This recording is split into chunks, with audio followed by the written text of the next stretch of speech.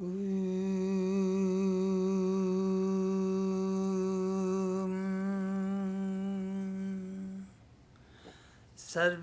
bhavantu sukhinah, sarve santu niramayah, sarve bhadrani pashyantu, ma kasyid dukkha bhag bhagaved.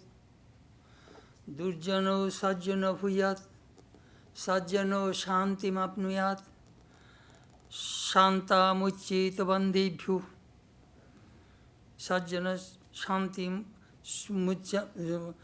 bandebhyo muktasya vimochayat. Om Shanti, Shanti, Shanti. May all be happy. May all be free from disease. May all realize what is good. May none be subject to misery. May the wicked become virtuous. May the virtuous attain tranquility. May the tranquil be free from bonds. May the free make others free. Peace, peace, peace be to all.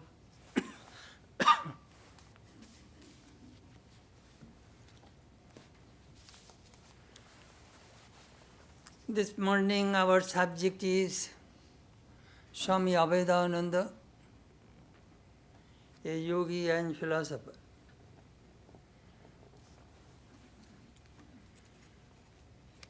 We are observing his 150th birth anniversary.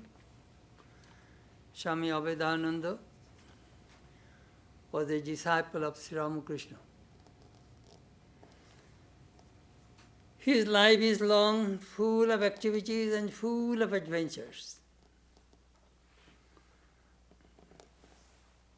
While working on the 16 monastic disciples of Sri Ramakrishna, I traveled the 16 peoples from birth to their death. It was my pilgrimage to travel, to go through all these lives of disciples of Ramakrishna.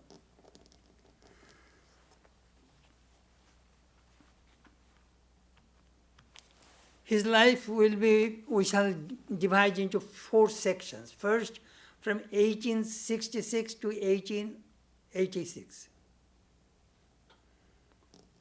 His birth, his education, his meeting, and serving Sri Ramakrishna. Next, second, from 1887 to 1896. He became a monk. His itinerant days, traveling all over India, practicing austerities, study. And then he came to the West. From 1897 till 1921, 25 years he worked in the West, America and Europe. Among the 5 Jari disciples came to America. Vivekananda, Sharadananda, Abhedananda, Turiyananda, and Trigunatitananda. So Abhedananda stayed the longest period, 25 years. Preached Vedanta in the West.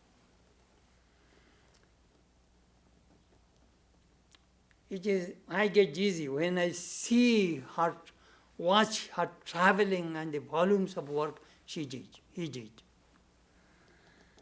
The 4th, from 1922 to 1939, he returned to India, established 2 Vedanta centers, one in Calcutta, another in Darjeeling. And he wrote voluminous books, 11 volumes.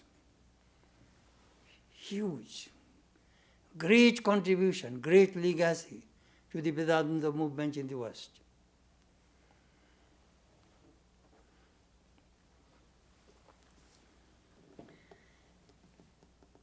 Among 2 things are very striking to me about his life. First, no one of the monastic disciples of Ramakrishna wrote the autobiography, he did. So we know many first-hand information about Sri Ramakrishna and the Ramakrishna order. Second, his voice.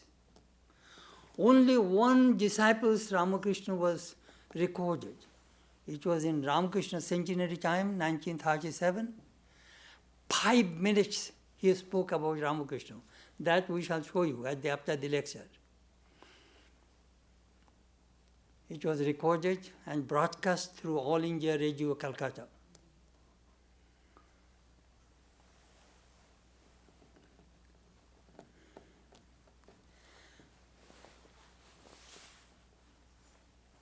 When I think about Sri Ramakrishna, like a condensed snow, no movement, tangible spirituality. And these 16 disciples are just like melted snow, which form rivers, and that water helps us to survive in this world. Water is very, very important in human life.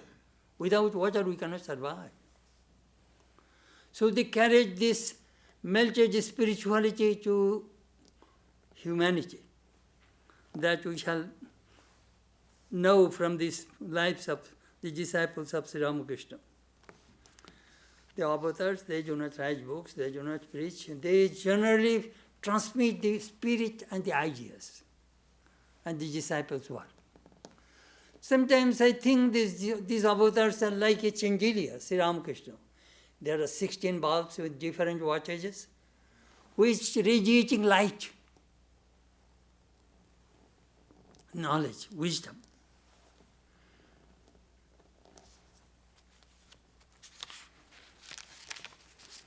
I first read about Abhedananda in 1954, 55. I was in college. My brother brought a book, Moronir Pare, Life Beyond Death. Very fascinating book. I wanted to know what happens after death.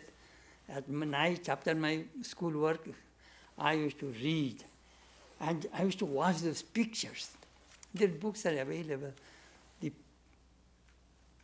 How the ghosts, the spirits draw the pictures. It is very fascinating and very entertaining. He was very much involved in the Lily Jail in New York, this convention of the spiritualists. We shall talk about it. My goodness. His life of beyond death, the mystery of death, those are all very, reincarnation, very favorite books to the Western world.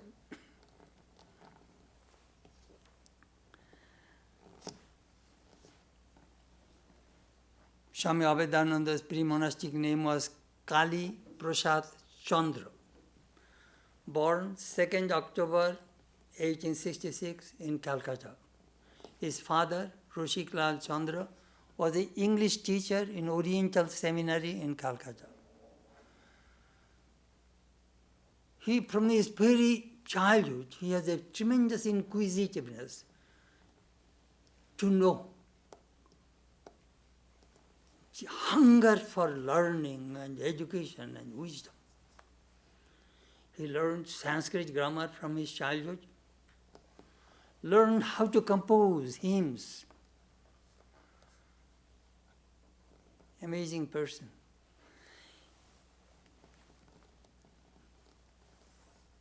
He read Kumar Sambhavam, Abhignana Shakuntalam, the medieval Sanskrit literature. He finished his school, and he was practicing yoga. So one of his friends told him that if you really want to learn yoga, you should go to Sri Ramakrishna in Dakshineshwar. He's a great yogi. He was waiting for a date. In between, he was reading Shiva Samhita, which is a famous book on yoga. Very mystical school of Tantra. Then he wanted to study Patanjali's Yoga Sutra. That is one of the best book on human mind. he went to a teacher named Kalivar Vedanta Bhagish. He was translating Yoga Sutra. Sir, will you teach me? I have no time, but when my attendant rubs oil on my body before my bath, at that time if you come, I shall explain the Yoga Sutra to you. He used to go every day. This Sanskrit Pandit, sat there and his servant was rubbing oil. At that time he used to read and he used to explain. I just curious, how much desire to know he had. He attended lectures of the Brahmo Samaj, Christian missionaries, Hindu evangelists. All these lectures he was attending in Calcutta in 1870s. Very young, but extremely precocious, well-read. So what happened one day, his friend, Yogeshwar Bhattacharya, his classmate, told him, really go to Sri Ramakrishna if you really want to know about yoga. So he started to walk one Sunday and through BG Road, Barakpur Trunk Road, and he lost the way. So somebody says, if you really go to Dakshineshwar, go near the Ganges, you came to the wrong direction. So he came to the Dakshineshwar. Ramakrishna was not that day. It was Sanjay. He went to Calcutta. He was broken-hearted. It was in 1883.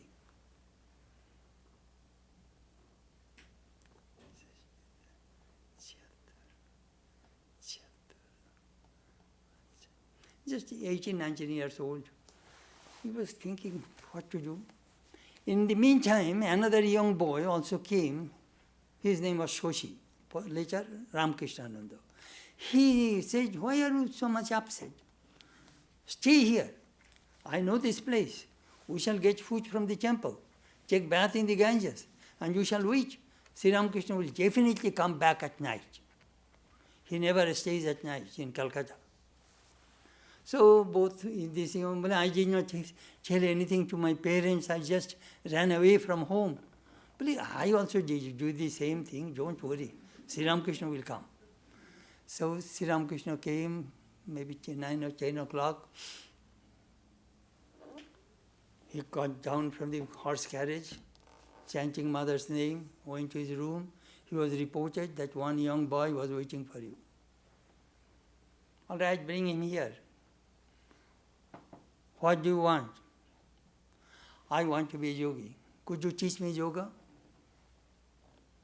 He looked at him.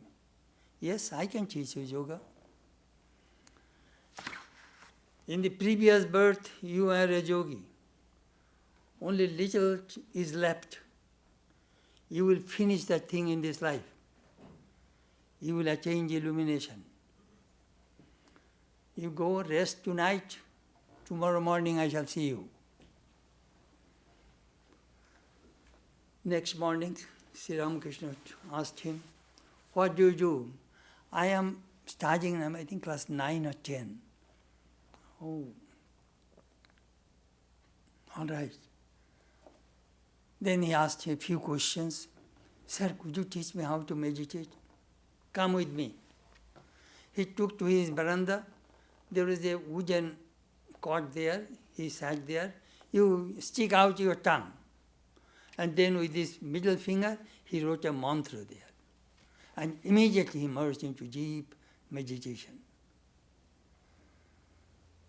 But he said, how long I was in that state, I don't remember. Then Master started to rub my chest and brought back my consciousness. Then he talked to me. Then he gave me some food to eat. And said, now a devotee has come from Calcutta, you go back with him by carriage, horse carriage. And time to time visit me. And if you have no money, I shall arrange the fare from the share carriage. He went back. In the meantime, his father, the boy did not come back at night. So they are searching. Then someone told that he went to Dakshineshwar. So father came In the meantime, he left for Calcutta. Anyhow, so he began to visit.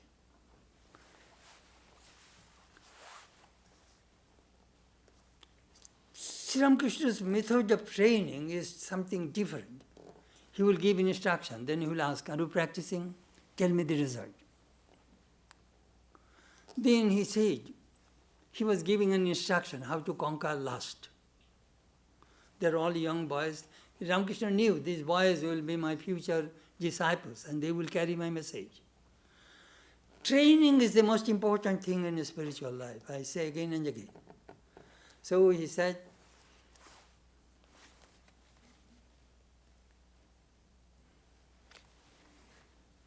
how to conquer lust. You know, chant God's name,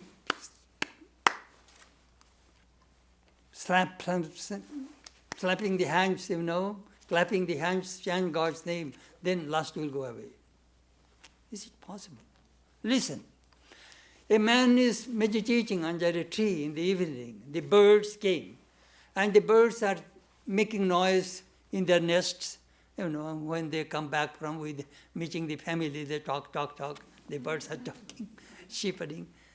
And in the meantime, if you clap hard, the birds will fly away. In the evening, they're not supposed to fly away from their nests. Similarly, if there is any evil, sinful things hovering in your mind, they will fly away by chanting God's name.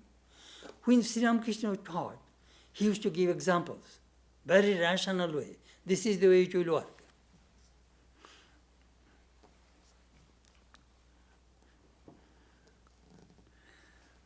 Then he said, my guru taught me, Totapuri, that Punjabi monk, the naked Naga Sannyasi. If you clean your brass pot every day, that pot will shine like gold. Similarly, if you meditate regularly, your mind will remain very clean, transparent, so that you can see God in mind. Sri Ramakrishna was conveying, sharing his experience to his disciples. This is the way one should teach. Very interesting, you know. He visited 2 years. In April 1885, Sri Ramakrishna developed cancer in his throat. So Gulapma knew a doctor in Bijan Street in Calcutta. His name is Dr. Durgacharan. So he said, Master, let me go to the doctor. He is an ENT, a specialist. Cancer throat cancer. But he is a very good doctor. All right, let us go. So Kali means Swami Abhedananda, Latu, Adbhutananda, and Gulapma, and Sri Ramakrishna took a boat, Dakshineshwar to Calcutta, 4 miles, downstream, south. So Dakshineshwar, they took the boat, came to Ahirichola, went to the doctor. After visiting the doctor, they were returning to Dakshineshwar. It was late. Both all are hungry. Sri Ramakrishna asked them to stop the boat in Baranagar and buy some sweets. So Abhedananda went and bought 4 paisa, hakana, shanar murki, sweet cheese balls, small. So he brought in a packet and gave to Sri Ramakrishna. Sri Ramakrishna took it, ate the whole thing, put his hand from the Ganges water, drank, and all 3 people's stomach are full. It is in the Mahabharata. Tusmin tushti jagatushtam. When God is pleased, everybody is pleased. The story goes, the Pandavas, 5 brothers and Draupadi are in the forest. Durvasa, the very angry sage with 1200 disciples, went to Pandavas and asked them, we are hungry, feed us. Now Draupadi got a bowl from the sun god that before she eats, whatever food you will ask from that bowl, that food will come. So that is the way she used to feed her husbands and all people around. But it was evening, she finished her food. At that time, all 1,200 people came with that angry sage. He is expert in giving curses.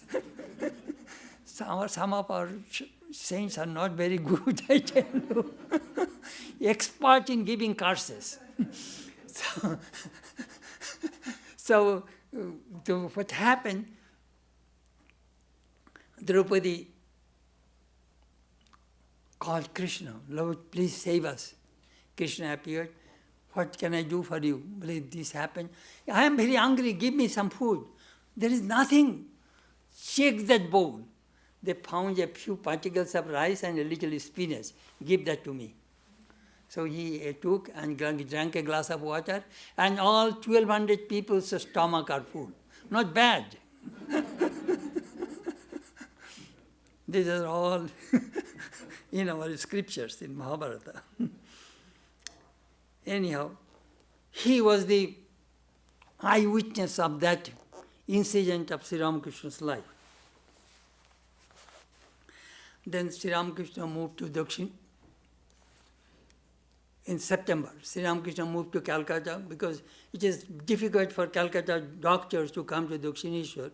So he moved to Calcutta, and then he finally, 1st December, he moved to Shampukur, Garden House, which is outskirts of Calcutta at that time. And the disciples of Ramakrishna took the responsibility of nursing, and Holy Mother used to prepare Sri Ramakrishna's diet. Cancer patients' diet, very important. Soft food, chipika pudding, some milk. Only liquid substance can go through his stomach. So the disciples are serving their guru. At night time, they used to set fire and meditate in front of the fire, thinking, let all our desires be burnt into ashes. We want only God and God alone in our lives. But Kali, Swami Abhedananda, was expert in catching fish. So he has a fishing rod and he was catching. There are 2 ponds in Kashipur Garden House, and he was catching fish. Sri Ramakrishna heard about it. My son, you are catching fish? Yes. It is wrong. You are killing this fish. Do you know what did he do? He quoted the Gita. Ya enam vetti hantaram jasyaina mainate hatam ubhautau na vijanito nayam hanti na hanyati. If the killer thinks I am killed, or the killer thinks that he killed, both are wrong. Atman cannot be killed. Atman is indestructible, everlasting. He quoted these scriptures.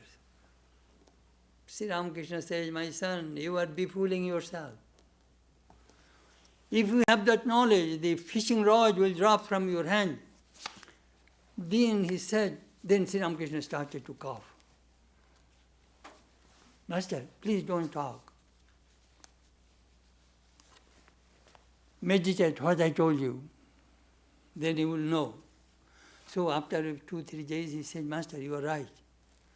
Then Sri Ramakrishna said, I shall read that passage. I can paraphrase you, but it is so convincing. You know, sometimes we philosophize many things in our life. Very interesting.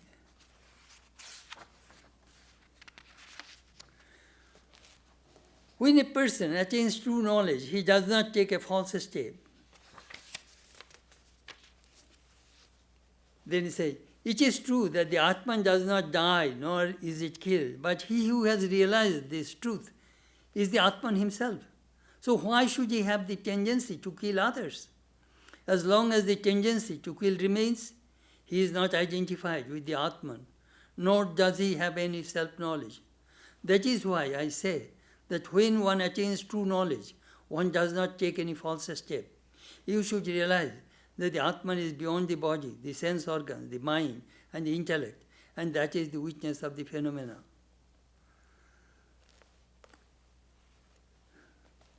It is deceitful to catch fish in this way, hiding a hook inside bait and hiding poison in food offered to an invited guest are sins of the same kind. Very rational. I invited you, I put poison in your food and I killed you. That is the way you are behaving, catching fish. How Sri Ramakrishna taught.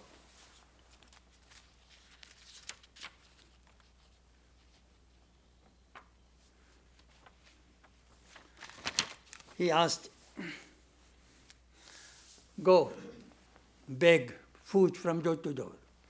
That is the Indian monastic tradition. So that your ego must be crushed and live on the alms, only depending on God. So they went and somebody criticized them, hey, you young boys, go be a tram doctor, be a tram conductor, have a job. So they some praised, some gave food, some criticized them. So Sri Ramakrishna was very happy that they are going to be trained as the monastics in the future, you see. They started to read the Buddha, the life of Buddha. And on the wall, do you know what they wrote in their wall? These young boys, the late teens. Ihasane shushyatu me shariram tagaste mam sampralancha jatu aprapya bodhi bahukalpa durlabam naivasanat kayamatasya lishyate. Let my body falls apart. Let my flesh and bone be destroyed. Until I attain nirvana, I shall not move from this seat, from the asana. They took the vows and practicing austerity in Kashipur Garden House under the supervision of Sri Ramakrishna. Then one day Swami Vivekananda and Kali, Abhedananda and Swami Shivananda, these three, went to Bodh Gaya without telling Sri Ramakrishna. Then they came back. Then he heard something that in Borabar Hill near Gaya, there is a tantric yogi. So he had a desire to know about Hatha Yoga. So without telling Sri Ramakrishna, this young boy ran away, taking the train from Bali station, went to Gaya. And when he was trying to go to Gaya, the nearest, it was on the top of the hill. In the village, people say, don't go, he is a murderer. He's a terrible person. Those who go, his disciples will throw stones and kill people. But he wanted to go. So he stayed in the room with a monk at the foothill of that place. So this monk says, you know, this is my Sharnash mantra. He has so desire to know about his. So he has a notebook. Overnight, he wrote the whole mantras. Then do you know what happened? He went to that cave, and immediately his disciples attacked him. Then he immediately said, I am a monk. Monk? If you are a monk, do you know what is the sign? There are some mantras you must know, otherwise you are not a monk. First is called Presh mantra. Tell me your Presh mantra, he repeated. Second, tell me the tirtha, that which station you had, what is the source of your monastic order. Third, Modi. Modi means the 10 sects of Shankara, one of them is Puri. We belong to Puri sect. Fourth, Yogapatta. What is your sannyas name? So he told all these things. So then they accepted him. And the yogi knew only some pranayama. He found one of his disciples was suffering from asthma. So he was seeing, if I be with these people. And later on found that I came to a wrong place. They are Aghorpanthi. They eat meat and drink and all those things. Why am I here? He wanted to run away. But Yogi said, no, you will stay with me. He saw this boy is brilliant, very educated and a lot of wisdom, and other my disciples are no good, so I want this boy. Do you know what? In the afternoon he said, sir, I want to bring some water. Give me a pitcher. because it's the top of the hill, you will have to bring water from below. Taking the pitcher, he ran. And then these monks are throwing stones on him. In the meantime, he returned to the village, came back to Dakshineshwar, and reported everything to Sri Ramakrishna. Full of adventure. Sri Ramakrishna passed away 16th August 1886. Swami Abhedananda went with Holy Mother for pilgrimage, came back in December 1886. In 1887, in January, the monks, at that time Baranagar Math came into existence. So these young boys took sannyas. This is monastic vows, this is ochre cloth. He took the sannyas, and Swami Vivekananda gave his name. They said, where shall we get the mantras? He said, I have all the mantras. So it was Swami Abhedananda's collection of mantras helped us to know about our sannyas mantras, And we are very lucky. So he got the name Abhedananda. Swamiji took his name Vividishananda. He gave names to the other disciples. And Swami Vivekananda was the leader of the whole group.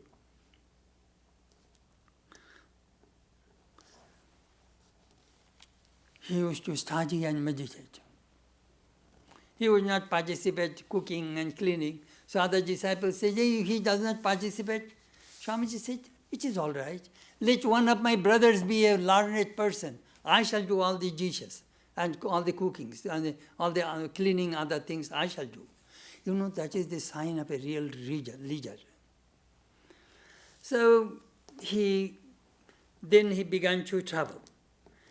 It is hard to trace Abhedananda's extensive traveling. He going to Nirmalananda, went to Banaras, Hardwar on foot. Barefooted, 500 miles, begging food from door to door. Hard. Then he came to Lucknow, and he said, we are going to Hardwar, foothill of the Himalayas. There the Himalayan region starts. There the plain stops. So many monks and yogis live there and practice austerity. The Ganges come from the mountain. Beautiful place. So then one devotee says, sir, shall I give you some money? It is a long distance. Why don't you go? We do not touch money. Sir, shall I buy some train tickets for you? That you can do. So they gave 2 train tickets, they went to Hardwar. But in Banaras, he met 3 great saints, Pauhari Baba, Trilanga Swami, and Bhaskarananda Saraswati. Swamiji also met them. So they went from Hardwar, they went to Gangotri, the source of the Ganges, Jamunotri, the source of the Jamuna, Kedarnath, Badrinath, or Char Dham, all he did. I was thinking, when I was reading these things, at that time, walking such hundreds of miles in the Himalayas, there are every 20 miles or 30 miles, there is some kind of inn. Kali Kulmi, a monk, started for this itinerary monks so that they can get some food. Sleeping under the tree or somewhere in the cave. I also visited those places. I went by car with my American jacket.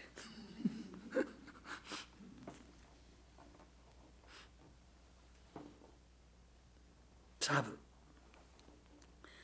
He traveled North India, then West India, South India, my goodness. Jaipur, Allahabad, Jaipur, Udaipur, Khetri, Abu, Girna, Dwarka, Pune, Rameshwar, Madurai, Trichy, Kanchi, Madras. My goodness. Extensively he traveled all over India. Then it was 1893. Swami Vivekananda, very famous in America. He wanted some credential from India so that he can prove that he was not a He was a genuine person, monk. So Swami Abhedananda worked very hard, gathered all distinguished people of Bengal and made that huge meeting in Calcutta and sent that resolution to Dr. Barrows in Chicago to tell him, he was the secretary of the Parliament of Religions, that Vivekananda was a genuine monk and all these things. Anyhow, then it was in 1896, Swami Vivekananda was working extensively. He wanted somebody in London. It was toward the end of 1896. So he asked, please send Abhedananda to London. He came, Swamiji introduced him to the London audience. He spoke on Vedanta, on Panchadoshi. It was a beautiful lecture, and Swamiji was very pleased. He made a remark.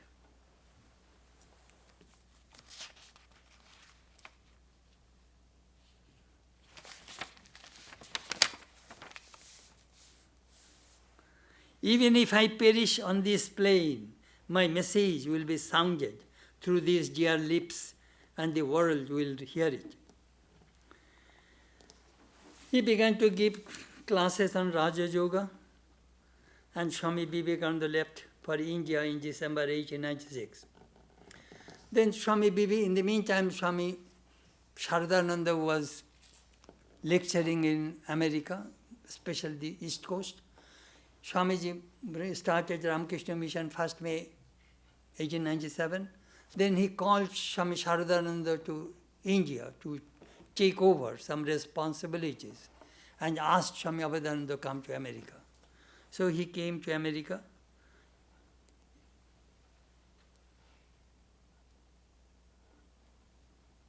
And took the charge of the Ramakrishna Vedanta Society of New York, which Swamiji founded in 1894. As I said, that he was continuously traveling.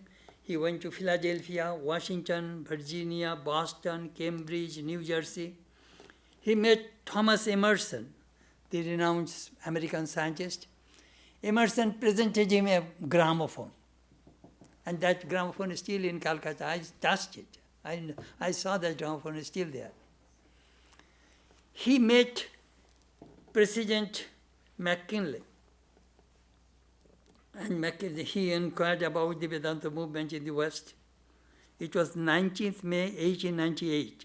He met the president. He met many, many important people of America at that time. Swami Atulananda mentioned about him that how he's I shall read the passage to you, 465. Very interesting.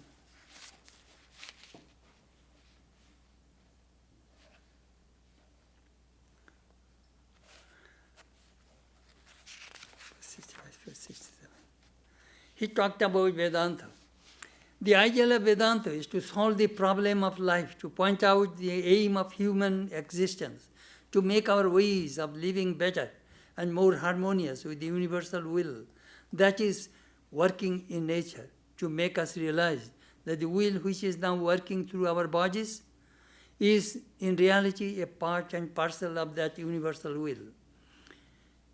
Then he talked about that its ideal is to show us how we can live in this world without being overcome by sorrows and misery, without being afflicted by sufferings and misfortunes, and are sure to fall on every human being in some way or other.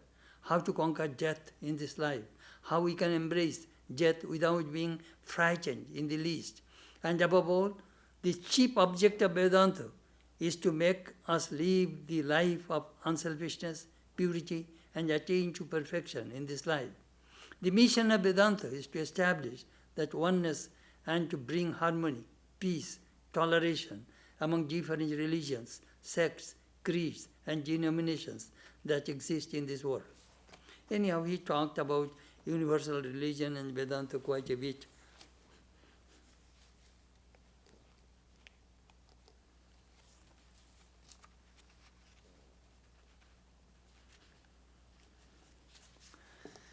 In 1898, Greenacre, there is a big group.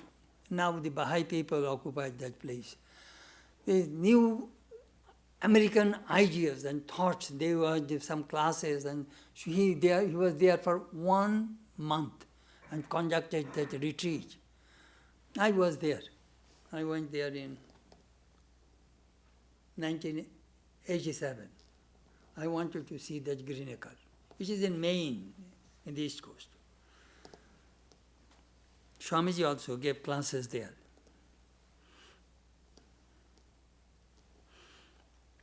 As I said, he started Sunday school. American children must be trained.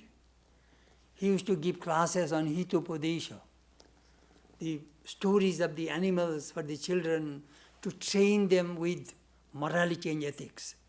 American kids must be trained. You know, these Swamis, how they worked. Then in 1899, he spoke that spiritualist camp in the Lily Jail near Chautauqua, I do not know, in New York. He spoke on reincarnation. Audience, 7,000 people. In New York, in Carnegie Lyceum, when he used to speak, 700, 800, 1,000 people, overflowing audience.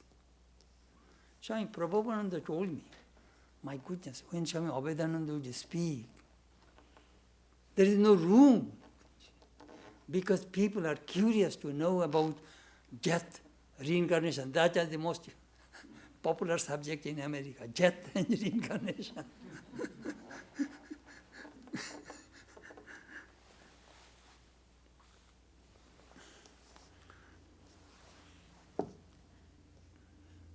Swami Vivekananda again returned to America in 1899, stayed 1.5 years, mostly in West Coast, in California.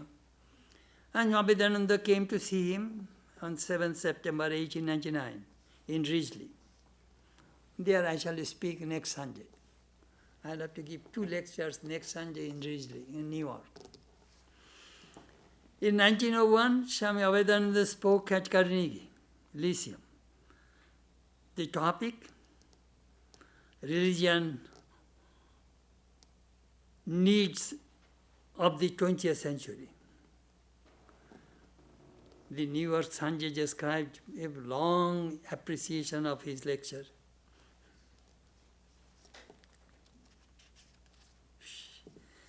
Again he started to travel. The governor of Alaska became his friend.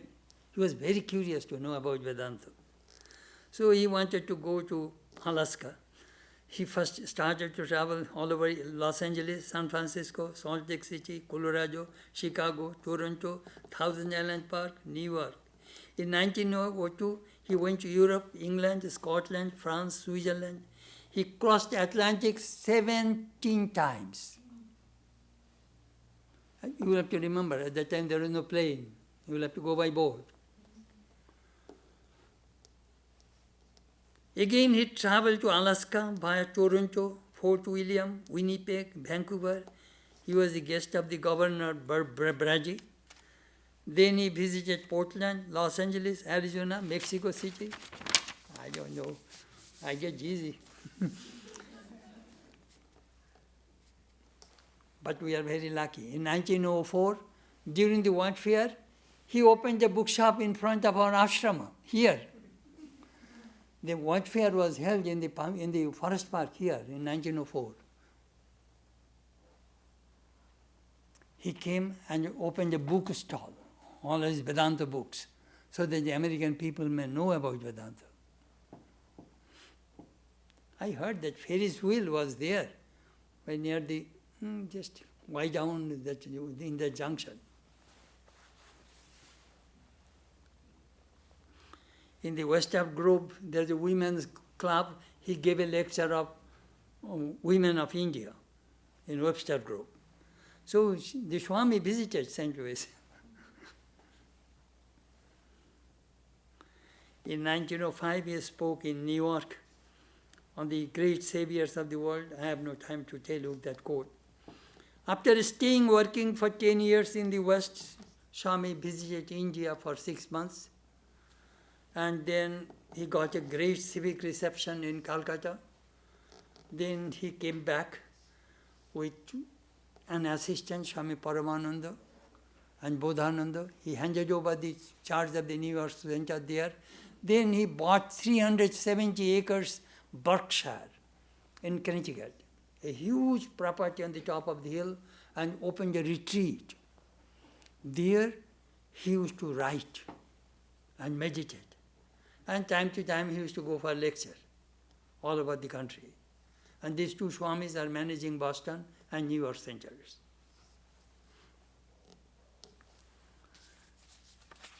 In 1909, he went to London, Paris, opened centers there. Under his guidance, Frank Turek, a Czechoslovakian artist, drew the pictures of Ramakrishna. That is one.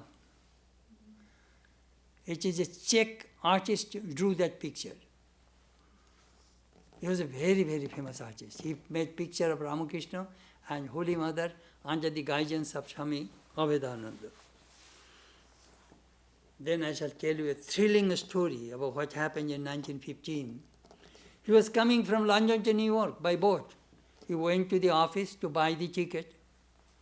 Somebody told him, "Don't go."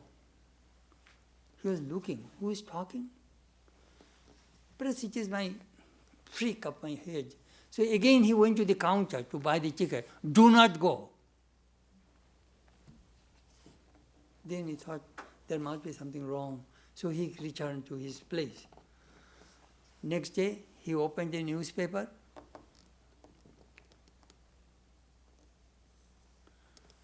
7th May 1915. The Lusitania, SS Lusitania, it is a British liner, was torpedoed by the German submarine in the Atlantic Ocean. Boom! Whole ship was destroyed. At that time, you will have to understand, the First World War was going on in 1915. How, when we read this story, how Sri Ramakrishna saved his disciples, you know. Do not go. Yes, see. Then in 1921, he returned to India. He left San Francisco, stopped at Honolulu, Shanghai, Hong Kong, Canton, Manila, Singapore, Rangoon. Reached Calcutta on 10th November 1921. He stayed in Belur for some time. Then he had a desire to go to see Hemis monastery. It is in Ladakh, Leh, near Tibetan border. There, it is say he read a book of the Russian Norwich that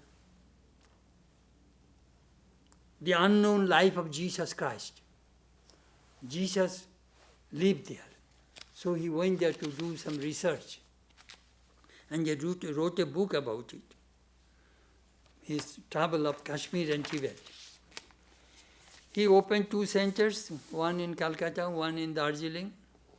In 2016, I went to Darjeeling. And we went to that ashrama. And I saw his bedroom, his workplace, panoramic view of the Himalayas. You can see Kanchenjunga from his room. Beautiful. Perpetual snow range. And it is really beautiful. There he used to do his writings. My goodness. Voracious reader, gigantic memory, great writer, great thinker, great orator.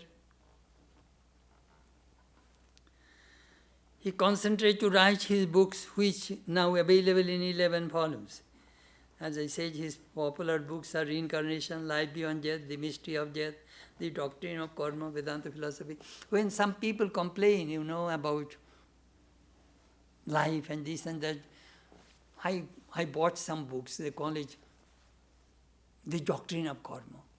If you read that book, you will never blame others. You will blame yourself. man is the maker of his own destiny. It is nature. Some people always blaming others. That is the reason I kept that book here. Toward the end of life in March 1937, during the concluding function of Sri Ramakrishna's centenary, Swami Abhedananda presided the meeting. He said, I stand here not a delegate from any institution, nor as a president of Ramakrishna Vedanta Society of Calcutta, but as a humble child of Ramakrishna. He read his paper. It was his last public lecture.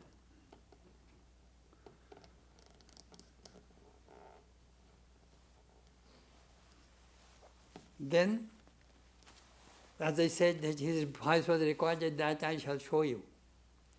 It is in Bengali, but let me read the English translation first, so that you know what is going on. Well, Swami, tell me. We made the, what is called the Ramakrishna DVD, and there we put this, that you will see it, and I am going first reading the translation. Our salutation to Bhagavan Ramakrishna. During the 19th century, Western materialism was deluging India. The Christian missionaries, through brainwashing, were trying to create confusion and hatred in the minds of the Hindus regarding their religion. It was then that Ramakrishna appeared to revive the moribund condition of the Sanatana Dharma, eternal religion. He was born in a remote village of Bengal. He had no formal education, but he experienced the imperishable Brahman and became a great teacher. He did not care for dry spiritual arguments. He solved the problems of life through his spiritual power. He said, the nature of all human beings cannot be the same. It is natural to be different. He respected all beings and worshipped the God of different religions. After experiencing the truth of unity in diversity, Ramakrishna proclaimed, as many faiths, so many paths. All religions are true. The Master's renunciation was phenomenal. While living in Dakshineshwar and at Kashipur garden, we saw that he could not touch money or any metal. He perceived the manifestation of the Divine Mother in all women. Ramakrishna told us, he who was Rama and he who was Krishna is now Ramakrishna in this body. Pointing to himself, the Master further said, I will be worshipped in the homes of many people. Salutations to Ramakrishna, the perfect embodiment of the eternal truth that manifests itself in various forms to help mankind. He is an incarnation of the Supreme Lord and is worshipped by all. Peace, peace, peace. That you will listen in Bengali. His voice. You know how I feel? Sometimes if you think that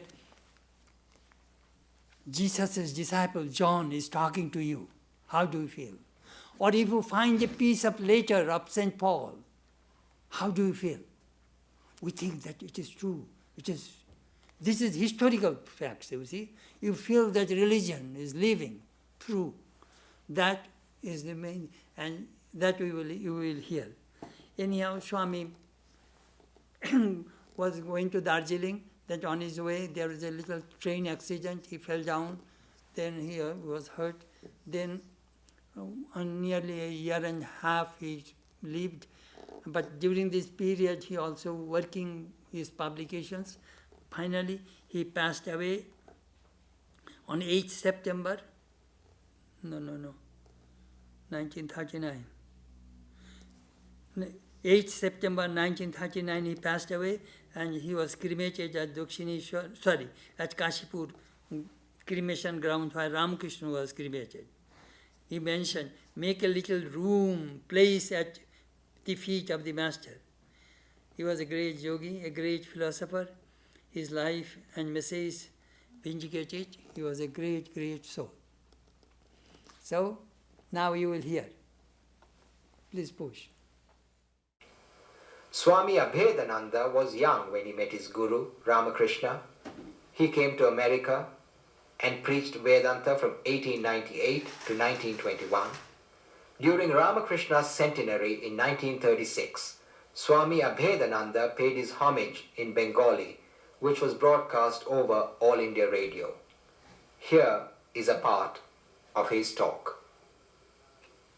ओम नमो भगवते रामकृष्णाय ঊনবিংশ শতাব্দী যুব সন্ধিক্ষণে যখন পাশ্চাত্য জড়বাদের বন্যা সারা ভারতকে প্লাবিত করিয়াছিল, খ্রিস্টান ধর্মের প্রভাব সমগ্র হিন্দু সমাজের মস্তিষ্ক বিকৃত করিয়া সনাতন ধর্মের প্রতি বিদ্বেষ ও বিতৃষ্ণা আনয়ন করিয়াছিল, তখনই ধর্মগ্লানি দূর করিয়া সনাতন ধারাকে পুনর্জীবিত করিবার জন্য ভগবান শ্রী রামকৃষ্ণ পরমহংসদেবের শুভাগমন এই বিশ্বে হইয়াছিল।